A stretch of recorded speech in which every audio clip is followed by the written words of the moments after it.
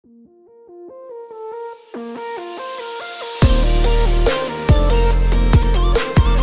Krish. Hello, ma'am. Yeah, you scored 98 in chemistry in the 12th 23-24 board exam and many many congratulations. और ये हुआ कैसे? मतलब 11 strong था इसीलिए हुआ या सिर्फ 12th से चल जाता है? So I want to know. First of all, thank you, ma'am. And in fact, 11th में तो मेरा केमिस्ट्री इतना स्ट्रॉन्ग नहीं था.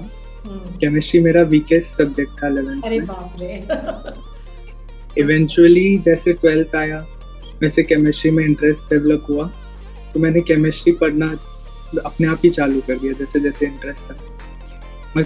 आई गेस 12th में ऑर्गेनिक आया था जो मुझे सबसे अच्छा लगता था, इसलिए शायद 12th में इंटरेस्ट भी मेरा केमिस्ट्री में बढ़ा. सो मुझे जो पूछना था इज दैट 11th का बेसिक ज़रूरी है या बिना 11th का भी चल जाता है? बेसिक्स तो ज़रूरी है, क्योंकि बिना बेसिक्स के फिर 12th में अगर आपको कुछ आगे का पढ़ना है तो आपको बार बार पीछे रेफर करना पड़ता है. अच्छा. 11th में जैसे ऑर्गेनिक का जो बेसिक्स है वो तो 12th में बहुत यूज होता है. तो मतलब और एज सच अभी CBSE ने 12th में जो मेजर पार्ट है वो फिजिकल और ऑर्गेनिक ही है. इनऑर्गेनिक तो है नहीं. तो फिजिकल तो 12th का अलग ही है एकदम, तो उसमें तो 11th का कोई इतना खास यूज नहीं है, लेकिन ऑर्गेनिक में यूज होता है. अच्छा, सो हम कंक्लूजन ले लेते हैं कि इनऑर्गेनिक चलता है, 11th का नहीं करो तो भी चलेगा, है ही नहीं कुछ वैसे. इनऑर्गेनिक तो पूरा ही डिलीट हो गया था बोर्ड. तो मतलब फिजिकल का कुछ कनेक्शन ही नहीं है 12th के फिजिकल के साथ, 11th एंड 12th. लेकिन हाँ, ऑर्गेनिक में यू हैव टू पे a lot of attention so that basics clear हो जाए. हाँ, क्योंकि ऑर्गेनिक एक तरह से थियरी ही है पूरा. और थियरी के स्टार्टिंग में ऑर्गेनिक के वो लोग रिएक्शंस के टाइप्स वगैरह बताते हैं जिससे जो आगे यूज होते हैं. और नोमेनक्लेचर जैसे हो गया, नोमेनक्लेचर पूरे ऑर्गेनिक में यूज होता है. तो इसलिए जो स्टार्टिंग के इनिशियल चैप्टर्स है वो तो 11th में कवर हो जाते हैं. हाइड्रोकार्बन्स, नोमेनक्लेचर, रिएक्शन मैकेनिज्म, ये सब. तो वो आगे 12th में बहुत हेल्प करता है.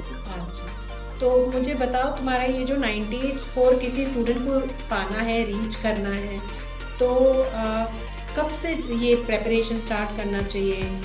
कब से वो क्या करना चाहिए? I am very curious to know that. 98 तो जैसे अगर कोई बच्चा पूरा साल पढ़ेगा तो आई गेस मुझे इतना डिफ़िकल्टी कुछ हुआ नहीं 98 में. मैंने सोचा भी नहीं था 98 का मेरा कोई ऐसा सच मार्क्स के लिए कोई टारगेट नहीं था. मैं सिर्फ पढ़ता था, मुझे इंटरेस्ट आता था, क्योंकि सिलेबस बहुत वास्ट है. अगर कोई उसको एक दिन पहले, एक हफ्ते पहले कंप्लीट करना चाहेगा तो वो नहीं होगा. इतने वास्ट सिलेबस को अगर थोड़े चंक्स में ब्रेक करके पूरे साल पढ़ेंगे तो वो कवर हो जाएगा और रिटेन भी कर पाएंगे. अच्छा. और रिवीजन के साथ तो फिर और अच्छा. मतलब साल भर पढ़ना चाहिए और साल भर पढ़ने के बाद ही सब कुछ हो जाता है, अपने आप हो जाता है. हाँ, right. क्योंकि एक हफ्ते पहले आप मतलब अपने बॉडी को भी एक तरह से वो टॉर्चर ही हो गया. इतना देर बैठ के पढ़ना कंटिन्यूसली, जो चीज़ आपने पहले कभी नहीं की वो एक हफ्ते पहले अगर कोई बच्चा सोचता है कि मैं कर लूँगा तो वो नहीं हो पाता. राइट. और स्कूल के भी पढ़ाई के साथ साथ ये टारगेट तो मीट हो ही जाता है मुझे लगता है. हाँ, स्कूल्स हेल्प करते हैं बोर्ड में डेफिनेटली, क्योंकि स्कूल्स के एग्ज़ाम्स बहुत रेलेवेंट है और स्कूल के एग्ज़ाम मिस नहीं करने चाहिए बोर्ड्स के चक्कर में. बोर्ड्स के लिए ही स्कूल के एग्ज़ाम बहुत ज़्यादा अच्छे होते हैं, क्योंकि वहाँ से हमें पता चलता है, एनालिसिस मिलता है अच्छा सा कि आप अभी कहाँ स्टैंड कर रहे हो और आपको कहाँ आगे जाना है. एग्जैक्टली. और जो बाकी जो कॉम्पिटिटिव एग्जाम्स के क्वालिफायर होना है, क्वालिफाई करना है, उसके लिए भी साथ साथ पढ़ना चाहिए, सारे सब्जेक्ट्स को करना चाहिए.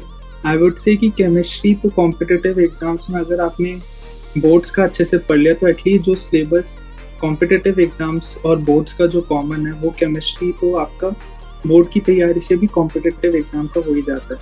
क्योंकि कॉम्पिटिटिव एग्जाम्स में भी आजकल जैसे प्रीवियस जेई जो हुआ था तो वो NCERT बेस्ड था पूरा. जेई तो लेवल बहुत गिरते जा रहा है जेई का. वो ऐसा कर रहे हैं क्योंकि शायद उनको बोर्ड्स बच्चों को ज़्यादा ये प्रॉब्लम नहीं देनी कि जो बच्चा बोर्ड्स का पढ़ रहा है उसको अलग से ना पढ़ना पड़े। एग्जैक्टली। और एनसीईआरटी क्लियर है, मतलब आपके बेसिक्स क्लियर है। बेसिक्स क्लियर है तो कॉम्पिटिटिव एग्जाम्स में भी अगर आपको कॉन्सेप्चुअल नॉलेज है तो कैसे भी ट्विस्ट करके क्वेश्चन पूछेंगे तो वो हो ही जाए। और उसके लिए एनसीईआरटी तो पढ़े ही होंगे, एक बार 2 बार? हाँ कितने बार? हाँ, एनसीईआरटी तो एक बार, उसके बाद जैसे जैसे टेस्ट आते थे वैसे वैसे एनसीईआरटी से रिवीजन कर लेता था। अच्छा। और पहले टाइम रिवीजन करने में थोड़ा टाइम लगता है, लेकिन जब आप 2-3 बार रिवीजन कर लेते हो तो वो अच्छी खासी स्पीड में रिवीजन खत्म हो जाता है। और उसके साथ साथ इन टेक्स्ट क्वेश्चंस, एक्सरसाइजेस, सोचो हाँ, तुम्हारा स्कूल में सॉल्यूशंस का टेस्ट है तो उसके लिए एनसीईआरटी के इन टेक्स्ट क्वेश्चंस एंड एक्सरसाइज करना तो जरूरी है ही। हाँ। पूरा और मतलब सारे या चुन चुन के कैसे करना है? वैसे ही क्वेश्चंस, मतलब मेरे लिए तो वो बहुत लिमिटेड क्वेश्चंस ही थे और इतने क्वेश्चंस प्रैक्टिस, वैसे तो एनसीईआरटी के क्वेश्चंस अच्छे से करने के बाद अगर आपको ऐसा लगता है तो आप कोई और रेफरेंस बुक पे भी जा सकते हो क्योंकि वैरायटी ऑफ क्वेश्चंस एनसीईआरटी में मुझे नहीं लगा इतना कुछ डाइवर्स क्वेश्चंस है।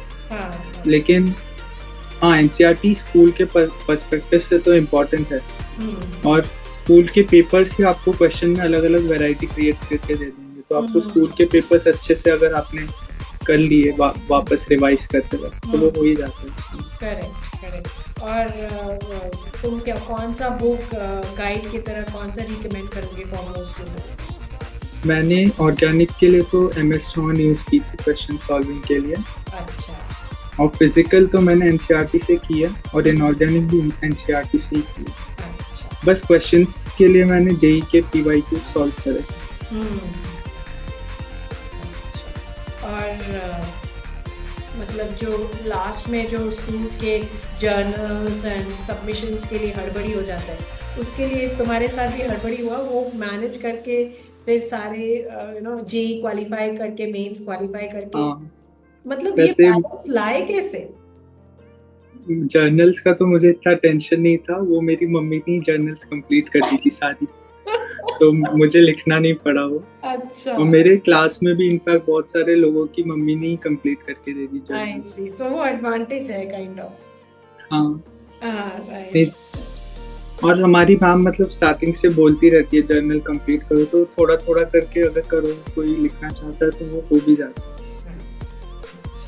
तो ये हाई स्कोर मेंटेन करने के लिए क्या एडवाइस दोगे? और तुम्हारे पास कोई टिप्स है, कुछ बोलना चाहते हो स्पेशली करने के लिए, वो अगर शेयर कर सकते हो तो? Toppers speech. बस अपने टीचर्स को फॉलो करना है और वो जैसे बोलते हैं वैसे करना है।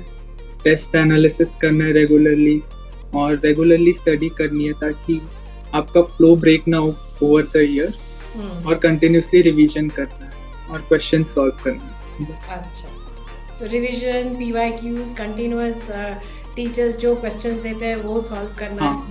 सो ये और टेस्ट एनालिसिस और टेस्ट लिखना और टेस्ट एनालिसिस करना है। हाँ, तो मैंने बहुत सारे टेस्ट देने के बाद वो क्वेश्चंस रिपीट होना चालू हो जाता है। हाँ। तो उसका रिवीजन एक तरह से उसी पेपर के थ्रू ही हो जाता है। सो बेस्ट ऑफ लक, जो भी फील्ड तुम चूज करोगे अभी, wish you all the best for that, whatever curriculum you are choosing, whatever line you are pursuing, so God bless you. Thank you ma'am.